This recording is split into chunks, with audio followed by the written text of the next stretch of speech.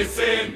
sa suzom što ti kon iz lice klizi, jer zna da sam daleko lutao i od istine i od Božje blizine. Oče, ovo ti nisam rekao,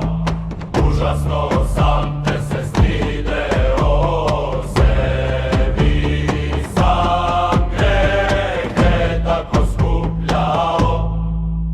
kao